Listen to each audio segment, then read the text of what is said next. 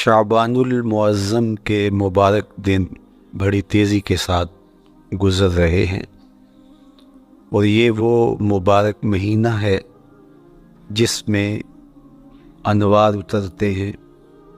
ماہ شعبان میں رمضان المبارک کا شدت سے انتظار کرنا، اس کی ہمیں ترغیب دی گئی ہے، بلکہ رجب کا چاند طلوع ہوتے ہی یہ دعا مانگا کرتے تھے میرے اور آپ کے آقا و مولا کہ اللہ ہمیں شعبان تک اور پھر رمضان المبارک تک پہنچا دے۔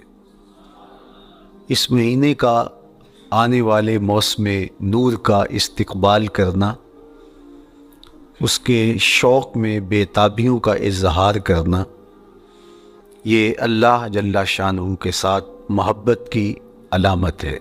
شعبان المعظم کے دن گن گن کے گزارے جائیں کہ اتنے دن رہ گئے ہیں رمضان المبارک میں، اب اتنے دن رہ گئے ہیں رمضان المبارک میں۔ انسانی ذہن میں یہ سوال پیدا ہو سکتا ہے کہ متعینہ وقت پر تو اس مہینے نے آنا ہی ہے، اور اگر زندگی موجود رہی تو اس کو پا ہی لیں گے، تو اس شدت سے انتظار کرنے کا کیا مطلب؟ تو اس کا جواب یہ ہے، بیرون ملک سے کسی کے بزرگ نے، والد نے یا کسی کے بیٹے نے آنا ہو تو وہ 2 ماہ قبل ہی آنکھیں فرش راہ کیے ہوتے ہیں اور گن گن کے دن گزار رہے ہوتے ہیں، اور جو ہی لمحے قریب آتے ہیں تو پھر گھڑیاں اور ساعتیں بھی گنی جاتی ہیں۔ بار بار گھڑی دیکھتے ہیں، ابھی تک پہنچے نہیں، جبکہ یہ طے ہے کہ 5:02 پہ فلائٹ اترے گی۔ تو بار بار گھڑی دیکھنے کا مطلب لاہور سے 2 گھنٹے یہاں گجرانوالہ میں پہنچتے ہوئے لگیں گے، لیکن ہر 10 منٹ کے بعد کہ ذرا پتہ کرو کہاں تک پہنچے ہیں۔ کیا مطلب اس کا؟ مطلب اس کا یہ ہے کہ جب سینے میں کسی کا انتظار رکھا ہوا ہو تو پھر بے تابیاں، بے چینیاں، اضطراب موجود ہوتا ہے۔ ہم دنیا کے لوگوں کے ساتھ جو ربط و رشتہ رکھتے ہیں اس کے مطابق ان کا انتظار ہوتا ہے۔ کچھ آنے والے ایسے بھی ہوتے ہیں جنہوں نے ہمیں بتایا ہوتا ہے کہ فلاں دن ہم پہنچیں گے، اور وہ دروازے پہ دستک دے رہے ہوتے ہیں اور ہم سو کے اٹھ رہے ہوتے ہیں، اور اچانک جب پتہ چلتا ہے کہ فلاں باہر دروازے پہ دستک دے رہے ہیں تو ہم استقبال تو کر رہے ہوتے ہیں، لیکن ہمارے ذہن میں یہ بھی ہوتا ہے وہ میں بھول گیا، تو اب تو یہ کام بھی میرے ذمہ ہے، تو مجھے یاد آ گیا ہوتا۔ تو جن لوگوں کے لیے دل میں محبتوں کی جگہ ہو تو ان کے لیے پھر سارے کام مؤخر کر کے ان کے استقبال کیے جاتے ہیں۔ یہ مہینہ اللہ کی رحمتوں کا موسم بہار ہے، چھم چھم رحمتیں برستی ہیں، انوار اترتے ہیں، گنہگاروں کو آتش دوزخ سے نجات بخش دی جاتی ہیں۔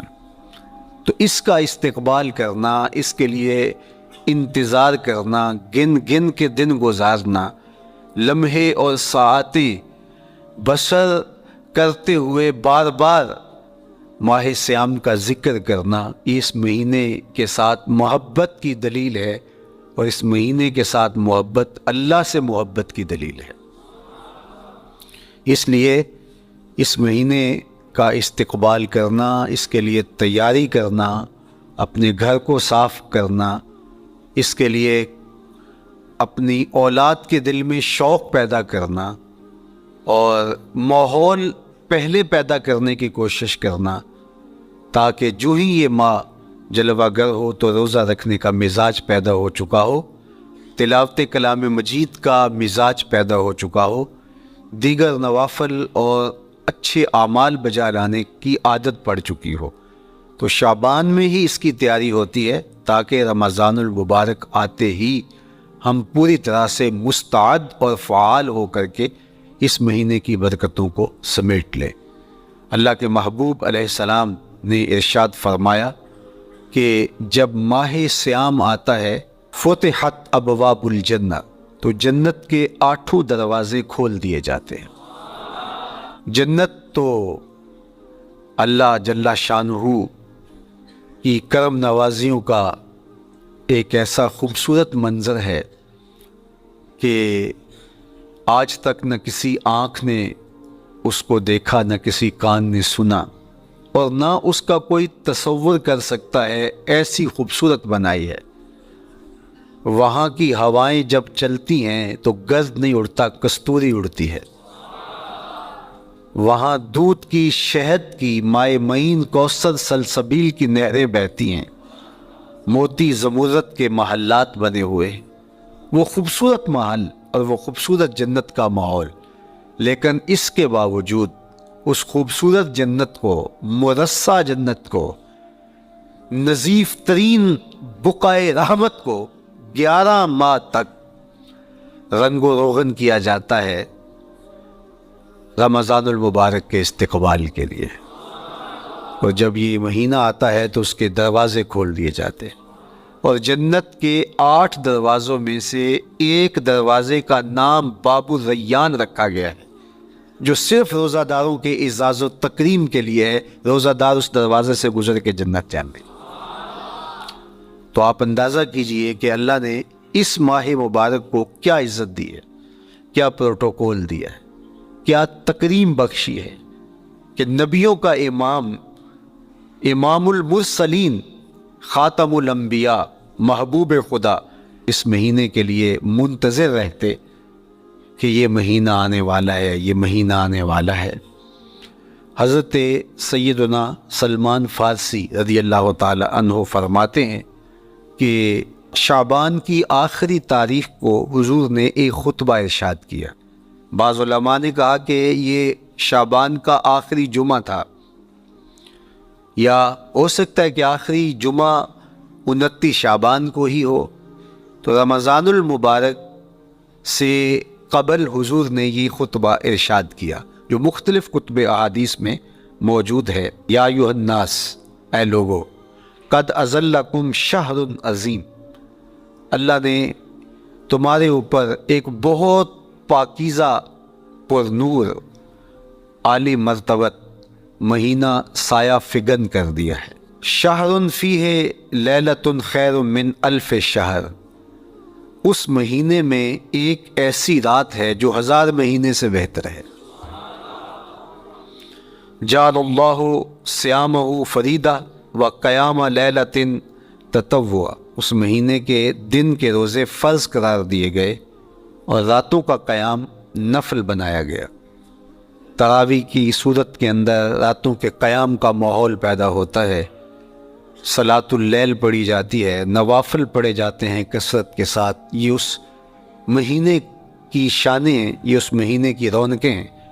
اس مہینے میں اللہ تعالیٰ نے خاص کرم نوازیاں عطا کی ہیں اہل ایمان کو۔ وَمَن تَقَرَّبَ فِيهِ بِخَصْلَةٍ مِّنَ الْخَيْرِ كَانَ كَمَنْ أَدَّى فَرِيضَةً فِيمَا سَوَاهُ، ایک نفل کا ثواب ایک فرض کے برابر اس مہینے میں کر دیا جاتا ہے۔ وَمَنْ أَدَّى فَرِيضَةً كَانَ كَمَنْ أَدَّى 70 فَرِيضَةً فِيمَا سَوَاهُ، اور اگر کوئی ایک فرض ادا کرتا ہے تو اس کو 70 فرائض کا ثواب ملتا ہے۔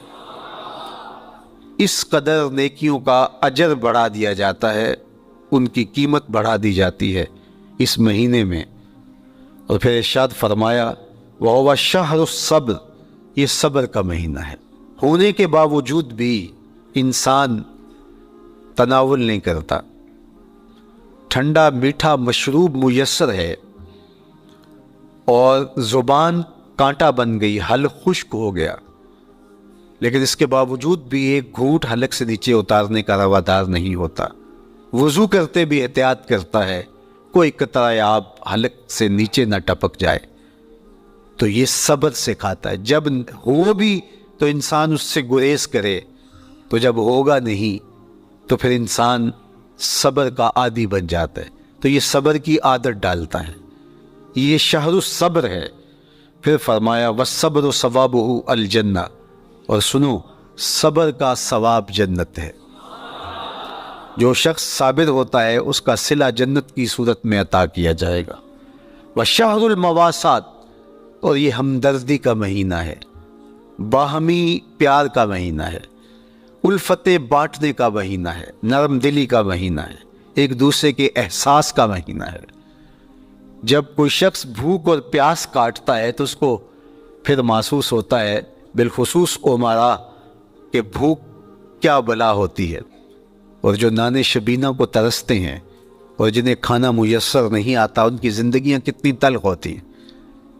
تو بھوک اور پیاس احساس پیدا کرتی ہے ان لوگوں کا کہ جو اللہ کی دی ہوئی نعمتوں سے محروم ہیں۔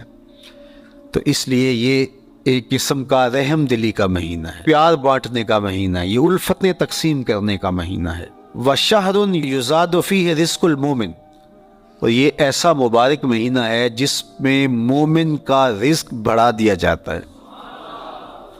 روزہ کھانا بچانے کے لیے، یہ اخراجات کم کرنے کے لیے نہیں ہے، بلکہ اس میں آپ کا رزق اور بڑھ جاتا ہے۔ ایسی ایسی نعمتیں کھانے کو ان لوگوں کو بھی نصیب ہو جاتی ہیں عام دنوں میں جو ان کا مقسوم نہیں ہوتی۔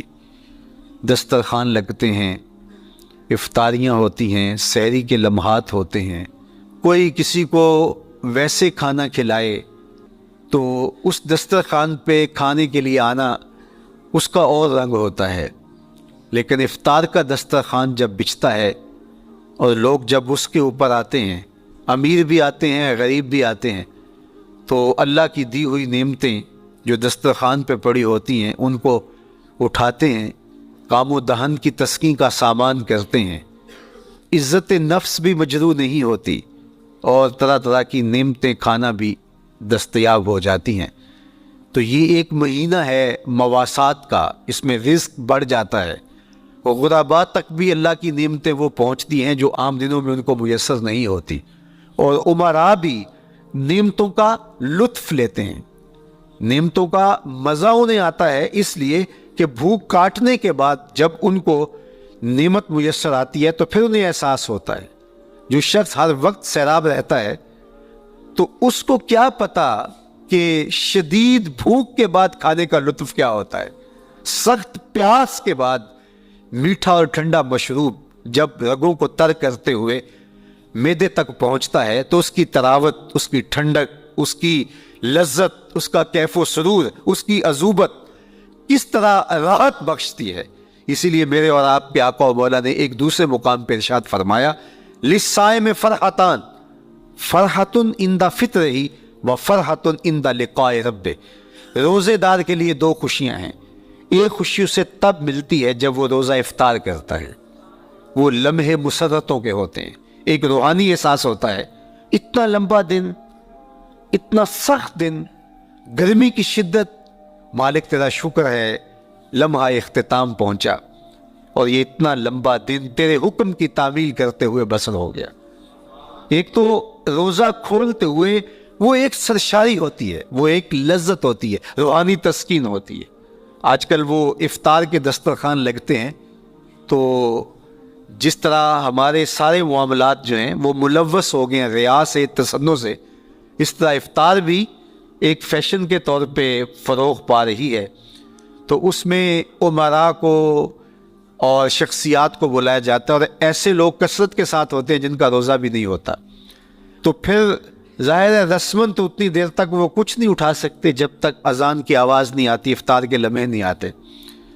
تو اس وقت جو روزہ دار ہوتا ہے جب وہ مشروب لے رہا ہوتا ہے، جب وہ کوئی لقمہ اتار رہا ہوتا ہے، تو اس کی جو فرحت ہوتی ہے، اور جس نے روزہ نہیں رکھا اور وہ بھی افطار کے دسترخوان پہ بیٹھا ہے، تو کیا اس کو کوئی روحانی حظ، کوئی سرور، افطار کے لمحوں کا کوئی لطف مل سکتا ہے؟ وہ بیچارہ کتنا بے چین ہوتا ہوگا کہ یہ شخص ہے کمزور ہے، سارا دن مزدوری کر کے آیا ہے، اور اس کا بھی تو سارا دن گزر گیا بھوک اور پیاس سے، اور میں صحت مند ہوں اور سارا دن ٹھنڈے ماحول میں رہا ہوں اور مجھے توفیق نہیں ملی، تو وہ گھونٹ کتنے مشکل اس کے لیے ہوتے ہوں گے۔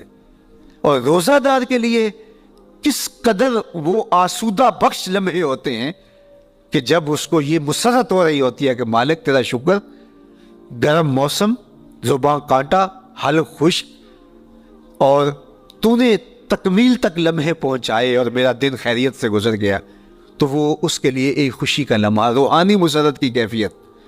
اور دوسری کہ جب وہ ٹھنڈا اور میٹھا مشروب، سارے دن کی سوکھی ہوئی زبان اور خشک حلق، اور انسان کی جو ہے وہ رگیں بھی، انتڑیاں بھی خشک ہو چکی ہوتی ہیں، تو ٹھنڈا اور میٹھا مشروب جب انسان کے معدے کی طرف بڑھ رہا ہوتا ہے، زبان بولے نہ بولے، ایک ایک رواں اللہ کی حمد بول رہا ہوتا ہے، اور تشکر انسان کے رگو ریشہ سے ادا ہو رہا ہوتا ہے، اور اس کی کیفیت، اس کی سرشاریاں، اس کی لذتیں وہ دیکھنے کی ہوتی ہیں۔ تو کہا للصائم فرحتان، روزے دار کو تو ایک فرحت اس وقت ملتی ہے عند فطرہ ہی، جب وہ روزہ کھولتا ہے، روحانی فرحت بھی، جسمانی فرحت بھی۔ وَفَرْحَةٌ عِنْدَ لِقَاءِ رَبِّهِ، اور دوسری فرحت اور دوسری خوشی اسے تب ملے گی جب اس روزے کے صلے میں اللہ تعالیٰ اپنے رخ انور سے پردہ اٹھا دے گا اور روزہ دار کو اپنے دیدار کی دولت عطا کرے، تو وہ پھر منظر دیکھنے والا ہوگا، روزہ دار کی آنکھیں ٹھنڈی ہو جائیں گی۔ اصل افطار تو وہ ہوگی نا، اللہ اکبر، اصل تو شربت دیدار ملے گا جو روح کی پیاس بجھا دے گا، جو من کی بھوک مٹا دے گا۔ تو کہا للصائم فرحتان، فرحۃ عند فطرہ وفرحۃ عند لقاء ربہ، روزہ دار کے لیے دو خوشیاں ہیں، ایک خوشی وہ ہے جب اس کے جسم کی پیاس بجھتی ہے، اور ایک خوشی تب ملے گی جب روح کی بھوک مٹے گی، جب من کی پیاس بجھے گی، اور پھر وہ سرشاریوں کے عالم میں دیکھتا ہی چلا جائے گا، اور وہ سیراب ہی نہیں ہو پائے گا کہ میں ان دو آنکھوں سے دیکھ رہا ہوں، کاش کے لو لو دے مڈ لک لک چشمہ، ایک کھولا تے ایک کجا ہو۔ وہ اس آرزو میں ہوگا کہ میرا رواں رواں آنکھ بن جائے اور میں اس دیدار سے فیضیاب ہوتا چلا جاؤں۔ تو وہ کیا لمحے ہوں گے، وہ کیا گھڑیاں ہوں گی، وہ کیا ساعتیں ہوں گی، کوئی لفظ نہیں ہے جن لفظوں میں ان حقیقتوں کو بیان کیا جا سکے، اس لیے کہ وہ منظر ہی وراء الورا ہوگا۔ تو روزہ دار کو فرحت ملتی ہے جب وہ روزہ کھولتا ہے۔ فرمایا وَشَهْرٌ يُزَادُ فِيهِ رِزْقُ الْمُؤْمِنِ، اس میں مومن کا رزق بڑھا دیا جاتا ہے۔ وَمَنْ فَطَّرَ فِيهِ صَائِمًا كَانَ مَغْفِرَةً لِذُنُوبِهِ، جس نے روزہ دار کا روزہ افطار کروایا، اللہ کے محبوب فرماتے ہیں کہ ایک تو خود روزہ رکھا، اور دوسری سعادت یہ ہے کہ ماہ صیام میں روزہ دار کا روزہ افطار کروایا۔ آپ شریعت بیضاء کو بنظر عمیق مطالعہ کر کے دیکھیں، ماہ صیام میں بہت زیادہ اس بات پہ زور دیا گیا ہے کہ روزہ افطار کرواؤ۔ اپنے گھر میں بیٹھ کر کے روزہ افطار کر لینا یہ بھی سعادت مندی ہے، روزہ نصیب ہو جائے، لیکن اس بات پہ بہت زور دیا گیا ہے ماہ صیام میں کہ ایک ماحول پیدا ہو، لوگوں کو افطار کروائیں تاکہ تمام لوگوں تک اللہ تعالیٰ کی نعمتیں پہنچیں، اور لوگوں تک جو ہے وہ رمضان المبارک کی برکتیں پہنچیں۔ تو ارشاد فرمایا وَمَنْ فَطَّرَ فِيهِ صَائِمًا، جس نے روزے دار کا روزہ افطار کروایا، كَانَ مَغْفِرَةً لِذُنُوبِهِ، تو وہ افطار کروانے والوں کے گناہوں کی بخشش کا ذریعہ بن جائے گا، یہ افطاری گناہوں کی مغفرت کا سبب بن جائے گی۔ وَإِتْقَ رَقْبَتِهِ مِنَ النَّارِ، اور آتش دوزخ سے گردن کی آزادی کا مجدہ جاں فضا بن جائے گا یہ امر کہ اس نے کسی کا روزہ افطار کروایا۔ وَقَانَ لَهُ مِثْلُ أَجْرِهِ مِنْ غَيْرِ أَنْ يَنْقُصَ مِنْ أَجْرِهِ شَيْءٌ، اور روزہ افطار کروانے والے کو روزہ رکھنے والے جتنا اجر ہی دیا جائے گا، لیکن روزہ رکھنے والے کے اجر میں بھی کوئی کمی نہیں واقع ہوگی۔ جتنا اس نے سارے دن کی بھوک اور پیاس کاٹ کر کے تکلیف اٹھا کر کے روزہ رکھا، جس نے شام کو اس کو افطار کر دیا، اتنا ہی ثواب اس کو عطا کر دیا جائے گا، اس کا اجر کم کیے بغیر۔ اللہ اکبر، یہ امت کے لیے اللہ نے کیا پیکج دیا ہے، کیا کرم نوازیاں ہیں اس امت کے لیے۔ آقا کریم نے ارشاد فرمایا ایک شخص صبح سے لے کے ظہر تک مزدوری کرتا ہے، اس کو ایک قیراط دیا جاتا ہے، اور ایک شخص ظہر سے لے کر عصر تک مزدوری کرتا ہے اس کو بھی 1 قیراط دیا جاتا ہے، اور ایک عصر سے لے کر مغرب تک مزدوری کرتا ہے اس کو 2 قیراط دیے جاتے ہیں۔ فرمایا پہلی مثال یہود کی ہے، دوسری مثال نصارہ کی ہے، اور تیسری مثال میری امت کی ہے۔ یہودیوں نے اور عیسائیوں نے اس پہ اعتراض کیا کہ ہمارا اجر کیوں تھوڑا ہے، تو میرے اور آپ کے آقا و مولا نے فرمایا تمہارا تھوڑا نہیں، ہمارا زیادہ ہے۔ آج کل اگر 1000 روپیہ مزدوری چلتی ہو مزدور کی، تو کوئی شخص صبح سے شام تک ایک شخص سے مزدوری کروائے اور 1000 روپیہ دے دے، اور دوپہر کو اڈے سے جا کے ایک مزدور اور لے آئے، شام کو اس کو بھی 1000 روپیہ دے آئے، اور ایک شخص کو عصر کے وقت لائے اس کو 2000 روپیہ دے دے، تو 1000 والا کہے کہ میرے سے زیادتی ہوئی ہے، تو اس سے زیادتی تو نہیں ہوئی، اسے تو پوری مزدوری دی گئی ہے، اب اس پہ مہربانی ہوئی ہے، اس پہ رحمت ہوئی ہے۔ تو کہا یہود اور نصارہ کی یہ مثال ہے، ایک صبح سے ظہر تک مزدوری کرے اس کو 1 قیراط، ایک ظہر سے عصر تک مزدوری کرے اس کو بھی 1 قیراط، اور تیسرا بہت تھوڑا وقت عصر سے مغرب تک مزدوری کرے اس کو 2 قیراط۔ کہا یہ امت محمدیہ علی صاحب الصلوات کو دیا گیا نور ہے۔ تو ایک شخص نے سویر سے لے کر شام تک روزہ رکھا، بھوک کاٹی، پیاس کاٹی، سخت شدت کی گرمی سہی، اور ایک شخص نے شام کے وقت اس کو روزہ افطار کروا دیا۔ اور سنو حضور علیہ السلام کا فرمان، جب حضور نے فرمایا کہ اس کو پورا اجر ملے گا پہلے کے اجر کو کم کیے بغیر، تو صحابہ کا تو دل تڑپنے لگا کہ یہ کتنی بڑی بات ہے۔ اب آپ جانتے ہیں کہ یہ زمانہ ایسی معاشی خوشحالیوں کا نہیں تھا، لوگوں کے پاس تو نان شبینہ بھی میسر نہیں ہوتا تھا، تو صحابہ نے جو سوال کیا، قالوا یا رسول اللہ صلی اللہ علیہ وسلم، انہوں نے کہا ہے اللہ کے پیارے رسول صلی اللہ علیہ وسلم، لیسا کلنا یجد ما یفطر الصائم، ہم میں سے تو ہر بندہ یہ طاقت نہیں رکھتا کہ روزہ دار کو روزہ افطار کروا دے۔ تو یہ اتنی بڑی سعادت، تو یہ تو پھر اہل زر ہی یہ سعادت حاصل کر پاتے ہیں، ہمارے جیسے لوگ تو پھر جو مال و دولت نہیں رکھتے تو وہ تو پھر یہ سعادت نہیں حاصل کر پائیں گے۔ تو میرے اور آپ کے آقا و مولا نے کیا فرمایا؟ قال، حضور نے ارشاد فرمایا، یؤتی اللہ ھذا الثواب، یہ ثواب اللہ اسے شخص کو بھی عطا کرے گا، من فطر صائما علی مزقۃ لبن او تمرۃ او شربۃ من ماء، فرمایا کہ یہ اجر اللہ اس کو بھی عطا کرے گا جس نے کسی کا روزہ 1 گھونٹ دودھ سے کھلوا دیا، یا 1 کھجور سے کھلوا دیا، یا پانی کے 1 گھونٹ سے اس کا روزہ افطار کروا دیا۔ لازمی نہیں ہے کہ دسترخوان سجا ہو، انواع اقسام کے کھانے پڑے ہوں، اور وہ افطاری ہی افطاری قرار پائے گی۔ جس نے کسی کو وہاں باہر ٹوٹیوں سے پانی کا گلاس بھر کے، کٹورا بھر کے سادہ پانی بھی پیش کر دیا، تو اس کو بھی ثواب مل جائے گا۔ کتنا ثواب ملے گا؟ پورا روزہ رکھنے کا ثواب اس کو ملے گا۔ کتنی رحمتوں کی لوٹ سیل لگی ہے، کوئی ایسے بھی بانٹتا ہے، کوئی ایسے بھی کرم نوازیاں ہوتی ہیں، لیکن میرے رب کے خزانے کتنے کھلے ہیں۔ میں نے مدینہ المنورہ میں ایک شخص کو دیکھا کہ وہ روزے کے وقت وہاں سے ہی گلاس لیتا اور زمزم سے بھرتا اور روزہ داروں کے آگے رکھتا چلا جاتا، اور روزانہ اس کا یہ عمل ہوتا، نماز عصر کے بعد شروع ہوتا، جتنی اس کی پہنچ ہوتی ہر ایک کے آگے رکھتا چلا جاتا، پانی بھی وہاں سے لیا، گلاس بھی وہاں سے لیا۔ اللہ اکبر! فرمایا دودھ کا 1 گھونٹ یا پانی کا 1 گلاس یا 1 کھجور اس نے کسی کو پیش کی اور اس نے اس سے روزہ کھولا، اللہ کے محبوب فرماتے ہیں پہلے کے اجر میں بغیر کسی کمی کے اس کو پورا ثواب روزے کا نصیب ہوگا۔ اللہ اکبر!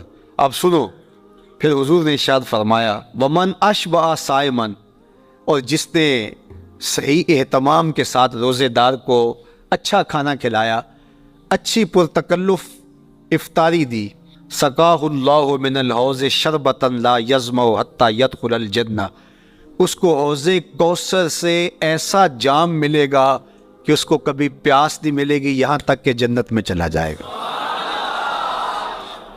اللہ اکبر! اس کو کوثر کے جام نصیب ہو حشر کی گرمی میں۔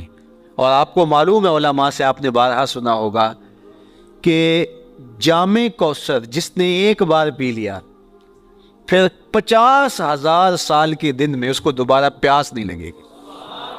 یہ جامع کوثر کی خصوصیت ہے۔ فرمایا وَهُوَ شَهْرٌ أَوَّلُهُ رَحْمَةٌ، یہ وہ مہینہ ہے جس کے پہلے 10 دن رحمت ہیں اور اس کا درمیانی عشرہ مغفرت ہے، وَآخِرُهُ عِتْقٌ مِّنَ النَّارِ، اور اس کا آخری عشرہ جو ہے وہ آتش دوزخ سے نجات کا ضامن ہے۔ فَاسْتَكْثِرُوا فِيهِ مِنْ 4 خِصَالٍ، کہا کہ 4 کام اس مہینے میں کثرت کے ساتھ کرو۔ خصلتان ترضون بہما ربکم، 2 کام تو وہ ہے جس سے تم اپنے رب کو راضی کرو گے۔ وخصلتان لا غنا بکم عنہما، اور 2 کام ایسے ہیں کہ ان سے بے نیاز نہیں ہو سکتے، تو وہ تمہیں کرنے پڑیں گے۔ اما الخصلتان اللتان ترضون بہما ربکم، وہ 2 خصلتیں، 2 کام جن کے ذریعے سے تم اپنے رب کو راضی کر سکو۔ فشہادت اللہ الہ الا اللہ، وہ گواہی دینا ہے لا الہ الا اللہ، وتستغفرونہ، اور تم کثرت سے استغفار کرو، اللہ سے بخشش مانگو۔ یہ 2 کام تم نے کرنے ہیں۔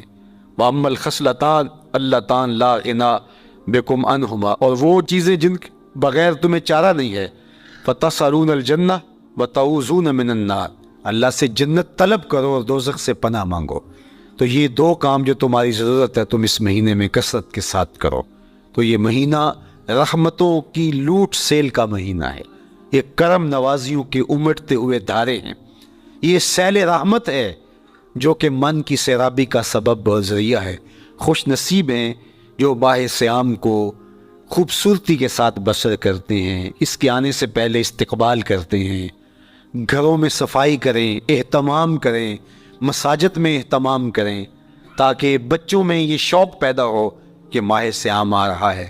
جب ہم بچے تھے تو ہمارے والدین رمضان المبارک سے قبل ہی رمضان المبارک کی تیاریاں شروع کر دیا کرتے تھے۔ اس وقت گھر میں شربت تیار ہوا کرتے تھے گڑ کے، اور وہ پہلے ہی مائیں گھر میں تیاری کرنا شروع کر دیا کرتی تھی۔ ایک شوق پیدا کرنا مقصود ہوتا ہے۔ تو کچھ چیزیں ایسی ہیں کہ آرڈر لکھے اور 1 سیکنڈ میں گھر پہنچ جائے، لیکن کچھ چیزیں یہ جو ہے وہ تیار کرنی چاہیے، شوق پیدا ہو۔ گھروں کے اندر ماؤں کو چاہیے کہ افطاری کو اہتمام کے ساتھ تیار کریں تاکہ بچوں کو شوق پیدا ہو، اور یہ ایک ماحول پیدا ہو، قرآن مجید کی تلاوت کا ماحول پیدا ہو، جاگنے سونے کے جو ہے وہ شیڈول مرتب کیے جائیں، مساجد کی آبادی کا سامان کیا جائے۔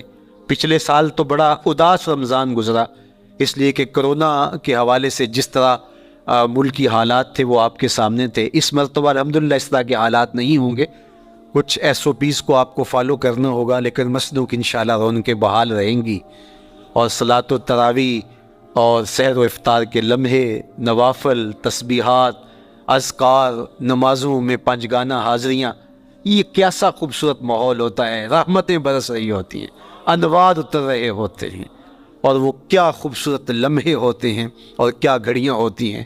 انشاءاللہ امسال مرکز مصطفیٰ کے اندر صلاۃ التراویح کے لیے خاص طور پہ ہم اہتمام کر رہے ہیں۔ میری آرزو تھی کہ جب مرکز کی تکمیل ہو تو پھر رمضان المبارک کا اہتمام کے ساتھ جو ہے وہ ہم انتظام و انصرام کیا کریں گے، چونکہ اس سے قبل بہت سارے تعمیراتی کاموں کی وجہ سے ہم الجھے رہتے تھے، لیکن اللہ کے فضل سے اب مرحلہ اول کی تکمیل ہو گئی اور مرحلہ ثانی کی طرف ہم بڑھنے والے ہیں۔ تو اس رمضان المبارک کے اندر ہمارے لیے بیٹھنے کی جگہ، خواتین کے لیے انتظام، افطار کے لیے، سحر کے لیے، دوستوں کے لیے انشاءاللہ خوبصورت اہتمام ہوگا۔ بہت اچھے قاری قرآن جو ہے وہ صلاۃ التراویح پڑھائیں گے، تو وہ میٹھے اور دل آویز لہجے اور مرکز کا ماحول، انشاءاللہ ذکر و فکر کے حلقے بھی ہوں گے، دروس قرآن کے حلقے بھی ہوں گے، تو ایک ماحول انشاءاللہ پیدا ہو، اور انشاءاللہ میں بھی آپ کے ساتھ ماہ صیام میں موجود رہوں گا، افطار کے لمحوں میں بھی، سحر کے لمحوں میں بھی، تراویح میں بھی، نمازوں میں بھی انشاءاللہ۔ اور پھر جب ہم ہوں گے تو ماہ صیام ہوگا، رحمت کی گھڑیاں ہوں گی، اترتے ہوئے ادوار ہوں گے، محبتوں کا ہجوم ہوگا، افطار کے میلے ہوں گے، سحری کے خوشگوار لمحے ہوں گے، قرآن کی دل نواز صدائیں ہوں گی، اور مرکز مصطفیٰ کا نورانی پرکیف سربدی ماحول ہوگا.